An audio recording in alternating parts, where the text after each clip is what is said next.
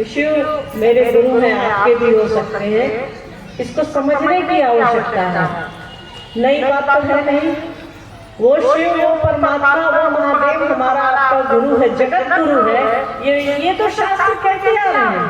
हमारी धार्मिक किताबें, हमारे यहाँ के जो शास्त्र हैं, जो रिसर्च की किताबें हैं, सब में हमको और आपको पता है, लिखा है कि शिव जगत गुरु है। रामायण में लिखा है, रामचरित में, मानस में लिखा है, वंदे गोपदयम नित्यम, सब कुछ लिखा है। गुरु कैसा हो? शंकर रूपिणो, शंकर जैसा हो। तो हमारे शास्त्र कहते हैं कि वो जगत गुरु है, पर किसी ने बताया नहीं कि जगत गुरु है तो उनका शिष्य कैसे हुआ जाए। कई किताबें कहती हैं कि 112 लोग उनके शिष्य हुए इस धरती पर, तो हमको और आपको मालूम क्यों नहीं उनका शिष्य बनने का तरीका क्या है? कैसे हम फारबिसगंज से यहाँ महादेवी आएंगे? कि कोई तो रास्ता बताएगा ना, कोई तो बताता ना जो हम आपके पास आए हैं, कोई तो लाया ना। तो वैसे ही शिव को गुरु बनाने का तरीका जो है, हर काम को करने का एक तरीका होता है, खाना बनाने का भी एक तरीका है, पढ़ने का भी एक तरीका है। तो इस तरीके को कौन बताया कि किस तरह से हम शिव को अपना समझ सकते हैं, अपना गुरु बना सकते हैं। साहब धरती पर आए, दीदी धरती पर आए, तो उन्होंने हमको और आपको बताया शिव को गुरु कैसे बनाया जाए। उन्होंने 3 सूत्र प्रतिपादित किए। पहला है, हे शिव आप मेरे गुरु हैं, मैं आपका शिष्य हूँ, मुझे शिष्य पर दया कर दीजिए। दूसरा है, लोगों को बताइए कि शिव आपके गुरु हैं, लोगों को प्रेरित करिए, लोगों से शिव की बात करिए। जो हमारे आपके गुरु हैं, जिन्होंने हमको और आपको ज्ञान दिया है, वैसा ज्ञान दिया है जिससे हम आप सभी यहाँ प्रेम से एक दूसरे के साथ बैठे हैं। इससे बड़ा चमत्कार क्या होगा।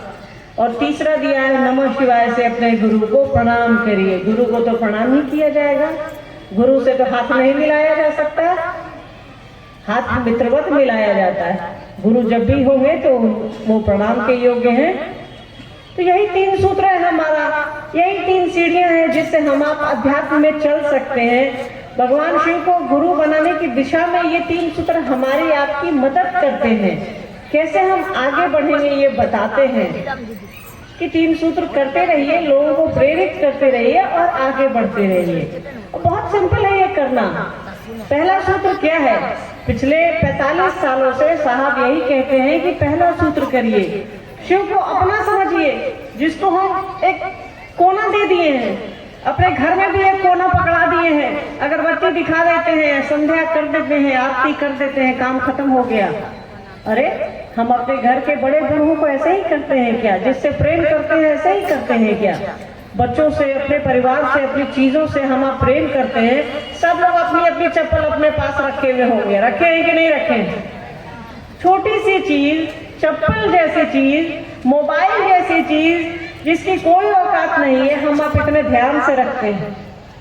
जिसको पैर में पहनना है उसकी चिंता माथे पर है, जिसको पैर में पहनना है उसकी चिंता माथे पर है, और जो सब कुछ दिया है, जो पैर दिया है जिसमें हम आप चप्पल पहनते हैं, उसका सोच भी नहीं करते हैं। यही तो है हमारी आपकी विडंबना। क्या कहिएगा? जो सब कुछ दिया है उसके बारे में भुलाई चल रहे हैं, ध्यान ही नहीं है। अरे भैया थोड़ा तो याद कर लीजिए उसको।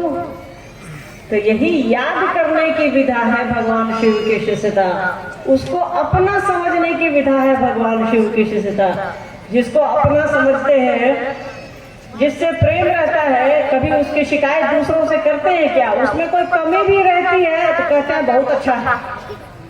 कोई शर्ट भाई लोग को कोई बहन दे दी, या रक्षाबंधन में भाई लोग को दे दिया, अगर वो 2 पैसे का है, 1 पैसे का है, तो भी बहन कहती है 1000 रुपए का भाई दिया है। कहते हैं कि नहीं हम आप? बताइए। तो जिससे प्रेम है, हम आप तो ऐसे ही उसकी बड़ाई करते हैं, तो महादेव से प्रेम हो जाएगा। पहला सूत्र कर लेंगे हम लोग तो बड़ाई तो अपने आप हो जाएगी। दूसरा सूत्र हो गया कि नहीं हो गया? यही रहे दूसरा सूत्र कि शिव मेरे गुरु हैं, आपके भी हो सकते हैं। बस दूसरों से बड़ाई कर लेना है, और जो अपना है उसको हम आप याद भी कर लेते हैं। हम लोग मायका छोड़ के आते हैं तो ऐसा थोड़े है माई बाप भाई बहन सबको भूल जाते हैं, सब याद रहता है। वही ना है याद करना। शिव को 108 बार नमः शिवाय से प्रणाम करना क्या है? मन बार बार जिसको याद करे वही ना अपना होगा। एक बार याद कर लीजिएगा, काम खत्म। एक बार खा लिए भूख मिट जाएगी? नहीं मिटती है। तो जिस शिव को हमने कोना में रख दिया है, जिस शिव को हम आपस मंदिरों में रख दिए हैं, साइकिल मोटरसाइकिल रिक्शा पैदल चलते समय खाली ऐसे ऐसे कर लेते हैं, उससे आपको प्रेम नहीं हो जाएगा। उससे प्रेम करने के लिए उसको अपना समझना पड़ेगा। जब तक हम आप उसको अपना नहीं समझेंगे, वो हमको आपको क्या समझेगा? वो तो परमात्मा है, पूरी दुनिया उसकी है। हमारे आपके जैसे अनगिनत लोग उसकी एक चुटकी से जन्म लेते हैं, उसकी एक चुटकी से मर जाते हैं। कोई फर्क नहीं पड़ता उस परमात्मा को। फर्क किसको पड़ता है? फर्क गुरु को पड़ता है। जो हमारे आपके गुरु हैं वही परमात्मा, वही शिव हमारे आपके गुरु हैं। कितनी आसान है, कितना इजी है ये। हम कैसे बनाए कि जो चॉकलेट बना रहा है उसी से दोस्ती कर लिए हैं। तो चॉकलेट खरीदने में पैसा लगेगा क्या? महिलाएं हैं यहाँ, मतलब जो जिस फैक्ट्री में साड़ी बन रही है वही हम लोग को अपना समझ लिए हैं। तो कोई दिक्कत होगा क्या कपड़ा का? तो जो परमात्मा है वही हमारा आपका गुरु बन जाए तो इससे अच्छी बात क्या होगी? ये बताइए। अब दवाई का दुकान खोल लिए हैं तो दवा खरीदने के लिए तो पैसा नहीं है ना लगाइएगा। वही बात है, मिठाई का दुकान खोल लिए तो मिठाई तो खरीद कर खाएंगे नहीं, अपने बनाएंगे, अपने खाएंगे और खिलाएंगे लोगों को। तो जब उस शिव को, उस परमात्मा को हम अपना गुरु बना लेंगे, एक ही है बस कुर्सी अलग अलग है, तो दिक्कत क्या है? ज्ञान भी वही देंगे, सब कुछ वही दिए हैं। देवघर हम आप सावन में 1 महीने उसको जल डालते रहते हैं, ढालते रहते हैं, डालते रहते हैं। चलिए ये परंपराएं हैं, अच्छी परंपराओं को निश्चित रूप से आगे ले जाना चाहिए। पर ये बताइए कि वो सृष्टि का मालिक है, उसको 1 लोटा पानी से क्या हो जाएगा? उसके माथे पर गंगा है, हम आप जानते हैं, उसको हम आप क्या दे सकते हैं? जिस जो पूरी सृष्टि का मालिक है उसको बेलपत्र तोड़कर चढ़ाते हैं, क्या वो खुश हो जाएंगे हमारे आपके चढ़ाने से? बताइए। उसकी प्रकृति को भी बर्बाद करते हैं। तो क्या चलिए ये मान्यताएं हम आप चढ़ाते हैं, चढ़ाना भी चाहिए। मान्यताओं को जो अच्छी मान्यताएं है उसका पालन जरूर होना चाहिए। पर साहब कहते हैं शिव कैसे से प्रकृति की रक्षा करते हैं। उस शिव को, वो तो आपके मन से प्रसन्न होता है। कुछ दे पाएंगे हम आप उसको, चाहे पानी हो या उसका बेलपत्र हो, वो हमारे आपके मन से खुश हो जाता है। अरे मेरे लिए पानी ले आया, मेरे लिए बेलपत्र ले आया, वो तो इसी से वो खुश हो गया। तो चलिए वो एक हम लोग का एक रिचुअल है, हम लोग करते हैं, करते रहेंगे, कोई दिक्कत नहीं है। पर सोचिए कि हमारी आपकी सोच से वो आदमी खुश होता है, वो ईश्वर खुश हो जाता है, वो गुरु खुश हो जाता है। तो अगर हम अपने जीवन में उसको उतार लेंगे, 1 महीना हम आप करते हैं, 12वां महीना करेंगे तो क्या देगा सोच लीजिए। इसी को कहते हैं छप्पर फाड़ के देना। 1 महीना करते हैं तो हम लोगों को लगता है कि महादेव का हमारा ये मन्नत पूरा हो गया, हमारा वो मन्नत पूरा हो गया। अगर हम 12वां महीना उसको याद करेंगे तो सोचिए क्या क्या पूरा होगा। गणित भिड़ा लीजिए। 1 महीने उसकी पूजा करते हैं तो लगता है कि सब कुछ मिल गया। जब 12 महीने करिएगा तो 12 गुना ना हो जाएगा। तो क्यों नहीं किया जाए? हम लोग आज के आदमी हैं, नफा नुकसान सोच करके चलते हैं। तो गणित भिड़ा लीजिए। 1 महीने में वो इतना देता है तो 12 महीने में वो कितना देगा? उसको अपना समझिए। सारा खेला उसको अपना समझने का है, कुछ भी करने की आवश्यकता नहीं है। साहब जो कह रहे हैं वो करते रहिए। न उसको हम बेलपत्र से खुश कर सकते हैं, न उसको हम पानी से, न पैसा से। क्या दे सकते हैं हमको? हम उसको, उसने हमको दिया है। वो ईश्वर है, महेश्वर है, परमेश्वर है, पूरी दुनिया का मालिक वो है। सब कुछ उसी का है, हमारी सांसें उसी की है, जिसपे सारा फुटानी हम लोग करते हैं। अगर ये सांस बंद हो जाए मेरी अभी, आप सब यहाँ से भाग जाएंगे।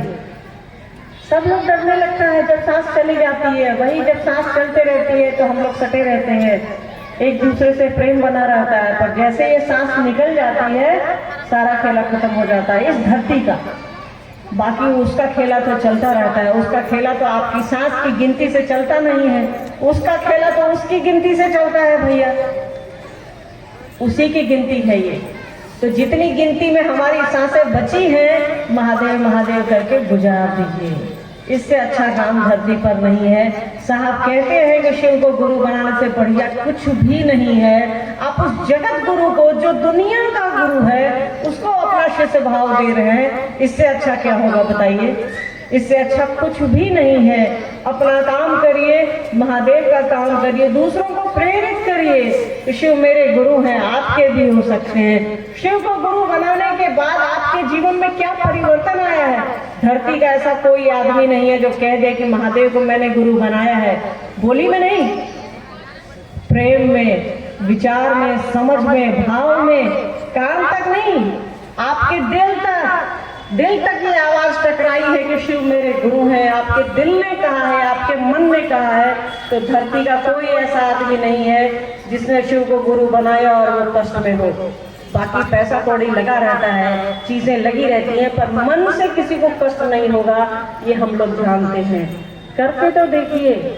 साहब ने कहा है कि जरा एक पत्थर को तबीयत से उछालो। आप अपने मन को जरा सा टटोलिए, अपने मन को कहिए चलो यार शिव की ओर चलो, इससे अच्छा कोई काम नहीं है। हम लोग तो यहाँ धरती पर हाय हाय कर ही रहे हैं, करते करते निकल जाएंगे, शरीर छूट जाएगा, कोई हमारे आपके साथ नहीं जाएगा, न घर, न परिवार, न पैसा, न प्रतिष्ठा, कुछ नहीं जाता है, सब यहीं रह जाता है। तो इसको अच्छे से ले जाइए, इसको अच्छे से कैरी करिए कि लोग याद रखें कि एक शिव का शिष्य गया है।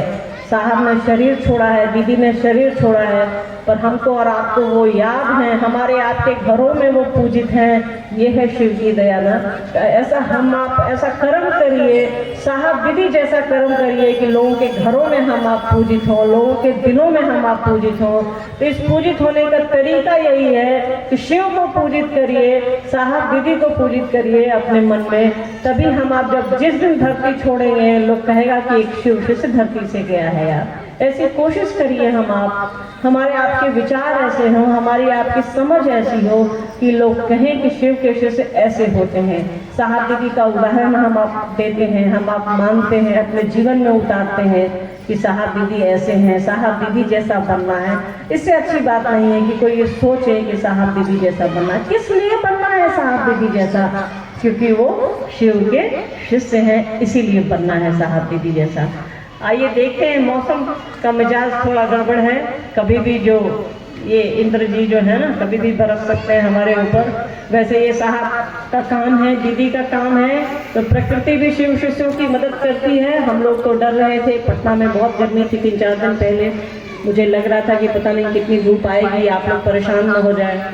तो महादेव की ऐसी असीम दया और साहब दीदी का ऐसा आशीर्वाद है कि हम लोगों को लग रहा है कि जाड़ा का प्रोग्राम है, ये ठंड का प्रोग्राम है। कुछ जिज्ञासा है ना क्या? जी भाई अनिल जी लिखते हैं, मेरा मन कैसे स्वीकार करें कि शिव मेरे गुरु हैं। भाई अनिल जी लिखते हैं कि मेरा मन कैसे स्वीकार करें कि शिव मेरे गुरु हैं। जैसा साहब कहते हैं वैसा करते रहिए, 3 सूत्र करते रहिए। 3 सूत्र एक ऐसी विधा है कि आपका मन जो है कहीं ना कहीं 24 घंटे में शिव की परिधि में हिट करेगा आपका मन, ये ध्यान रखिएगा। इसके लिए सबसे अच्छी विधा साहब ने बताई है कि दूसरों को प्रेरित करिए कि शिव मेरे गुरु आपके भी हो सकते हैं। जी अब ऐसे समझिए इसको कि जितनी देर हम लोग यहाँ 11, साढ़े 11, 12 बजे से हम सभी बैठे हैं, आप लोग बैठे हैं, हम लोग भी आए यहाँ 1 बजे, तो कहीं ना कहीं हमारा आपका मन जो है महादेव और साहब दीदी के इर्द गिर्द घूम रहा है कि नहीं घूम रहा है? सबका कम है, कुछ देर के लिए, कुछ सेकंड के लिए, कुछ मिनट के लिए सबका घूम रहा है, अगर जोड़ दिया जाए तो शिव चर्चा एक ऐसी विधा है जिससे हमारा आपका मन जो है कहीं ना कहीं महादेव के इर्द गिर्द लगा रहता है। मतलब हम जब किसी से बात करते हैं तो ये ध्यान रहता है कि सामने वाला कुछ हमसे पूछेगा महादेव के बारे में, तो हमको उत्तर देना है। तो कहीं ना कहीं आप महादेव के बारे में सोच रहे हैं, कहीं ना कहीं आप साहब दीदी के बारे में सोच रहे हैं।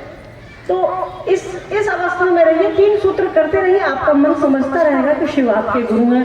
बाकी तो ये याद रखिए, भगवान शिव की शिष्यता उसकी दया का खेला है, साहब दीदी के आशीर्वाद का खेला है, ये ध्यान रखिएगा। पूछिए, बोलिए। शिव शिष्य परिवार रानी विराटनगर से हैं। साहब कहते हैं बनो तो शिव जैसा, रहो तो शिव जैसा, जियो तो शिव जैसा। इसका अर्थ क्या है उसे समझाने का प्रयास करें। साहब की पुस्तक की पंक्ति है ये, बनो तो शिव, रहो तो शिव, जियो तो शिव। बहुत बढ़िया सवाल है। बनो तो शिव, कि बनिए तो शिव जैसा बनिए। नकल उतारिए तो अमिताभ बच्चन का नकल उतारेंगे हम लोग, कि छोटे मोटे हीरो का उतारेंगे। तो नकल उतारिए तो शिव का उतारिए, शिव जैसा बनिए। कैसा बनिए? उसके पास क्या नहीं है? सृष्टि का मालिक है, सब कुछ है उसके पास, त्रैलोक्य की शक्ति है, पूरा सब कुछ उसका है। और वो निहंगी भी है, शमशानी भी है, कोई फर्क नहीं पड़ता है उसको। साहब का ही उदाहरण देखिए, क्या नहीं था उनके पास? इतने बड़े अफसर रहे वो, रिटायर हुए, इतने बड़े जॉइंट सेक्रेटरी से रिटायर हुए, उनके पास क्या नहीं, कौन सी सुविधा नहीं थी? महादेव ने क्या नहीं दिया उनको? पर साहब ने अपनी पूरी जिंदगी एक लुंगी और एक बनियान में गुजार दी है कि नहीं गुजार दी है? आप बताइए। तो साहब जैसा बनने की कोशिश कीजिए, तो शिव जैसा बनिए, रहिए तो शिव जैसा, बनिए तो शिव जैसा, जिए तो शिव जैसा। शिव की दुनिया में जो शिव की तस्वीर कहती है, शिव परिवार की, बाघ, बैल, मोर, बकरी, सब कुछ रहता है वहाँ, चूहा, क्या नहीं रहता है? सब एक दूसरे के दुश्मन है कि नहीं? बाघ और बैल को आमने सामने कर दीजिए, भगवा खा जाएगा कि नहीं खाएगा? मोर और सांप को रख दीजिए, मोर खा जाएगा कि नहीं खा जाएगा सांप को? चूहा और सांप को रख दीजिए, सांप खा जाएगा कि नहीं खा जाएगा चूहा को? तो भी सब एक साथ रहते हैं, प्रेम से रहते हैं। ऐसी है शिव की दुनिया, ऐसी है साहब दीदी की दुनिया। देखिए ना, हम आप प्रेम से हैं कि नहीं है? तो यही है, बनिए तो शिव, रहिए तो शिव और जिए तो शिव। कि लोग कहे ये शिव का आदमी है, ये साहब दीदी का आदमी है, इसका अर्थ यही है। दूसरी जिज्ञासा भी शिवजी से परिवार रानी विराटनगर नेपाल से है जी। मानव में महागुरु महादेव कैसे उसे समझाने का प्रयास करें? मानव जीवन में महागुरु महादेव कैसे? इसलिए भी हमने इस सवाल का लगभग मिलता जुलता एक सवाल था। पहला सवाल, 3 सूत्र आपके पास एक ऐसा खिलौना है जो कभी खराब नहीं होगा, जिसकी बैटरी कभी डिस्चार्ज नहीं होगी। तो ये 3 सूत्र करते रहिए, साहब दीदी को अपना समझते रहिए, आप महादेव को अपना समझ। महागुरु महादेव आपके जीवन में गुरु के रूप में आए, ये किसने बताया हमको और आपको? साहब दीदी ने बताया। महादेव ने साहब को कहा, तुम जो करते हो दूसरों को कहो। साहब ने हमको और आपको कहा, हमको और आपको यही करना है। इसी से गुरु हमारे जीवन में उतरेंगे। 3 सूत्र में पहले सूत्र पर ध्यान देना है कि हे शिव, आप मेरे गुरु हैं, मैं आपका शिष्य हूँ, मुझे शिष्य पर दया कर दीजिए। तो जैसे आप अपना समझिएगा, मैंने कहा ना, सारा खेला अपनापन का है। वो कहते हैं ना आप लोगों के यहाँ, मतलब अपन छी, तो अपनी है, ये चीज मेरी है। तो जैसे वो आपकी होगी, सारा काम हो जाएगा, महादेव की बात भी हो जाएगी, महादेव याद भी आ जाएंगे, महादेव अच्छे भी लगने लगेंगे। आपके जीवन में आपकी छोटी छोटी चीजों के बराबर अगर शिव अच्छे लगने लगे, तो शिव आपके जीवन में आ गए, आपके गुरु हो गए। ठीक जी। एक गुरु भाई लिखते हैं, जेपी गुरु भाई रानीगंज अररिया से, प्रत्येक शिव शिष्यों का इस लौकिक उद्देश्य प्रत्येक व्यक्ति को शिव गुरु की यथार्थ सत्ता से अवगत कराना है। ये शिव गुरु की यथार्थ सत्ता क्या है, कृपया विस्तार से बताने की कृपा करें। साहब की पंक्तियां हैं ये, शिव गुरु की यथार्थ सत्ता। यथार्थ मतलब जो है, जो है आपके नहीं पता। यथार्थ में सही में आपके पास पैसे हैं क्या, सही में आपका कोई अपना है क्या? तो वही है, शिव गुरु है, उनकी यथार्थ सत्ता, उनका होना है, उनका गुरु होना है। और जब कोई गुरु होगा तो उसका चेला होगा। जब कोई स्कूल है तो विद्यार्थी है कि नहीं? देखिए, कोई बाप बना है मतलब उसके बच्चे हैं, कोई माँ बनी है मतलब उसके बच्चे हैं, तभी वो माँ बना है या बाप बना है। ठीक है, तो किसी चीज का होना ही उसका कहना है। शिव गुरु की यथार्थ सत्ता से जब हमारे आपके गुरु शिव होंगे तो प्रकृति गुंजायमान होगी, सब कुछ चहुमुखी से एक साथ होगा। शिव गुरु है, शिव गुरु है, शिव गुरु है, आइए शिव की ओर चले, साथ में कहा आओ चले शिव की ओर। तो शिव गुरु की यथार्थ सत्ता से जोड़ने का काम हमारा आपका है। ये जोड़ने की प्रक्रिया में, दूसरों से शुरू करने की प्रक्रिया में हम आप समझते हैं उस गुरु का महत्व क्या है।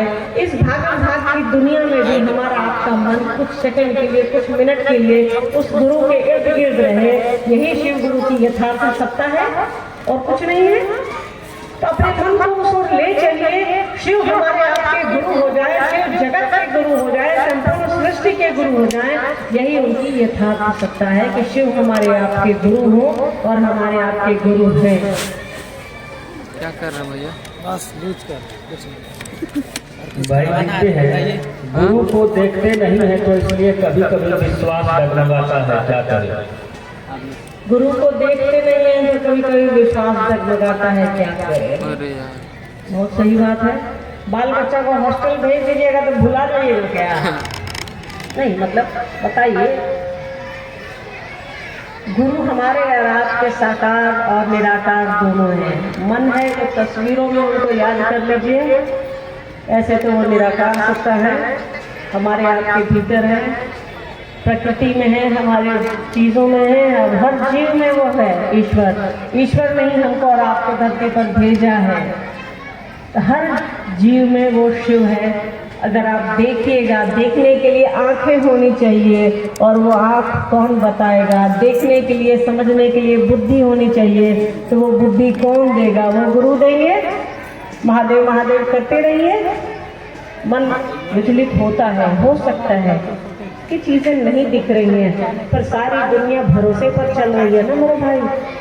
शिवलिंग में कभी आपको दिखते हैं महादेव आकर के? मंदिरों में, उन तस्वीरों में, उस मूर्ति में महादेव कहते हैं इन्हें आओ हम महादेव हैं? नहीं कहते हैं। ये आपका भरोसा है कि ये महादेव हैं, ये हमारा भरोसा है कि ये महादेव है, उनका प्रतिरूप है। ये भरोसे पर ही चल रहा है, और आपके लक्षण, आपके कर्म बताएंगे कि आप शिव के शिष्य हैं। तो भरोसा रखिए, महादेव आपके साथ हैं, साहब दीदी आपके साथ हैं। इन तीनों को पकड़े रहिए, मन विचलित नहीं होगा। एक त्रिभुज बनाइए मन में, ऊपर महादेव को बैठाइए, नीचे साहब दीदी को बैठाइए, आपका जीवन बहुत अच्छे से कट जाएगा। ये भरोसा है हमारा। आप भी ऐसा करके देखिए, आपको भी लगेगा कि सही कहा है किसी ने, कि मन में एक त्रिभुज बनाइए, ऊपर शिव को बैठाइए, नीचे साहब दीदी को बैठाइए, आपका भरोसा और मजबूत होगा। आपका जो एक संशय है कि गुरु दिख नहीं रहे हैं, वो संशय भी दूर हो जाएगा। एक भाई पूछते हैं, साहब लिखते हैं, हम भोग को भोगते नहीं हैं, अपितु भुक्त हो जाते हैं। हम भोग को भोगते नहीं हैं, अपितु भुक्त हो जाते हैं। ये भोग को भोगना और भुक्त होना क्या है? हम भोग को भोगते नहीं, अपितु भुक्त हो जाते हैं। जी, अभी पीछे हमारी गाड़ी खड़ी है, ठीक है, तो हमारे जो साथी हैं, कृष्ण जो है हमारे सामने अजीत जी हैं, इनको कोई फिक्र नहीं है हमारी किसी की, इनको बस रहता है कि मेरी गाड़ी सुरक्षित रहे। भोग को भोगते नहीं है, भुगते हो जाते हैं, ठीक है। तो जब भी हम अपना सामान खरीदते हैं तो उसकी फिक्र रहती है, ठीक है। तो वही साहब ने कहा है कि शिव गुरु की दया जब आती है, जब मिलती है, तो हम समझते हैं इन चीज़ों को कि यार हम चले जाएंगे इस दुनिया से, वो चले जाएंगे, ये गाड़ी की क्या औकात है, गाड़ी तो यहीं रह जाएगी, हम यहीं रह जाएंगे, हमारा मन फुर हो जाएगा। तो जब हमारी आपकी कोई बिछाती ही नहीं है तो क्या हाय किया जाए? वो हमने समझाने के लिए कहा था। हम ही आप चप्पल पर बैठे हुए हैं, चप्पलवा हमारे आपके साथ जाएगा क्या? नहीं जाएगा। मोबाइल को दिन भर में 5 बार हम आप पूछते हैं, अपना मुंह नहीं साफ करता है आजकल आदमी, मोबाइल ही साफ करता है। कहे इसको कहते हैं भोगते नहीं है, भुक्त हो जाता है। मोबाइल पॉकेट से गिर जाए, आपका कंगन गिर जाएगा तो आपको उतना अफसोस नहीं होगा जितना मोबाइल के गिरने से होगा। सच है ये, मोबाइल हमारी आपकी जरूरत है, तो वो उसके हिसाब से अब हम आप चलते हैं। तो साहब ने कहा कि भैया उसके हिसाब से आप न चलिए, आपके हिसाब से वो चले। महादेव ने दिया है तो उसको भोगिए। हाँ, सामान की फिक्र जरूर करिए।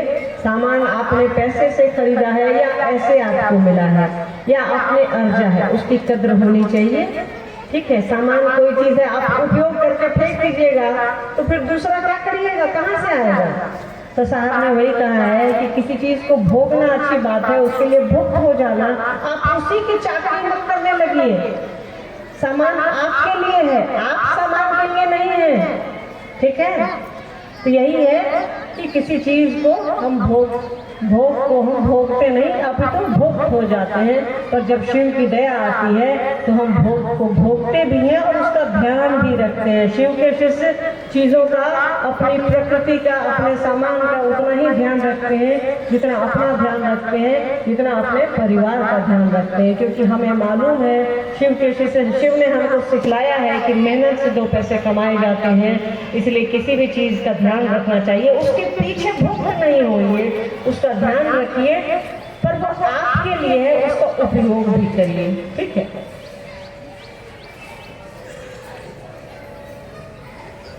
हेलो, गुरु भाई लिखते हैं रविंदर जी, शिव चर्चा की आंधी में आपकी शिष्यता न बह जाए, इसका इस लाइन से साहब क्या बताना चाहते हैं, दीदी कृपया स्पष्ट करें। देखिए साहब इधर 4-5 वर्षों से बहुत हमसे आपसे सबसे कहीं ना कहीं थोड़ा नाराज रहे।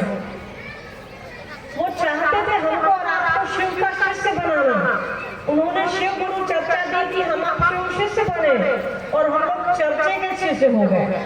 हम उन्होंने दिया शिव गुरु चर्चा, हम लोगों से शिव छूट गए, गुरु चर्चा पकड़ा गई। अगर ऐसा होता, साहब की नाराजगी बिल्कुल जायज है। साहब ने कहा कि हम आपको शिव शिष्य बनने के लिए 3 सूत्र दिए, आप तो गुरु चर्चा के चेले हो गए, शिव आपसे छूट गए, आप गुरु चर्चा का शिष्य हो गए।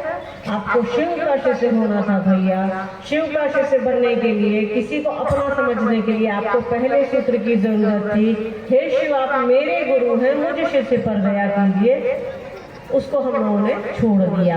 हम लोगों ने प्रचार गाड़ी कस ली, फलाना स्कूल बहुत अच्छा है, फलाना स्कूल बहुत अच्छा है, जाइए पढ़िए भेजिए, पर हम लोग खुदे नहीं पढ़े। बताइए, यही तो चूक हो गई हमसे और आपसे। सब्जी में नमक तेज है या कम है, जो खाएगा वही बता सकता है। अभी हम आपसे पूछें कि फारबिसगंज में सबसे अच्छी मिठाई की दुकान कौन है, आप लोग कई लोग बता दीजिएगा। क्यों बता दीजिएगा? वो दुकान वाले ने तो आपको पैसे तो दिए नहीं, क्योंकि आपको उसका स्वाद मालूम है कि फलाना दुकान का रसगुल्ला बहुत अच्छा है, यहाँ से खाइए। तो जब तक हम आप फील नहीं करेंगे तब तक हम आप समझेंगे क्या। तो साहब ने कहा कि अपनी शिव शिष्यता बचाइए, चर्चा की आंधी में शिव शिष्यता ना आपकी खो जाए। हम आप चर्चा के पीछे दीवाना है कि चर्चा है चर्चा है। आप ये समझिए कि अगर शिव चर्चा, गुरु चर्चा जो हम आप करते हैं, कोविड में तो 2 साल बंद हो गई, तो क्या शिव छूट गया क्या हमसे और आपसे? नहीं छूटे हैं। मतलब इसके अलावा भी कुछ है, जो है हमारा आपका संबंध अपने गुरु से, अपने साहब दीदी से। तो वही साहब ने कहा कि शिव चर्चा की आंधी में अपनी शिव शिष्यता को मत गवाइए, शिव को पकड़िएगा, प्रेम करिएगा तो बड़ाई तो अपने आप हो जाएगी। हमने समझाया आपको, किसी को अपना समझिएगा तो बड़ाई हो जाएगी। वही बात है, अपना समझिएगा तो सब कुछ हो जाएगा। हम लोग उसको अपना समझते ही नहीं है, खाली प्रचार गाड़ी बन गए हैं, हम लोग लाउड स्पीकर बन गए हैं। लाउड स्पीकर नहीं बनना है, प्रेम करिए, अपने आप लाउड स्पीकर आप हो जाएंगे। पहले प्रेम तो करके देखिए भैया।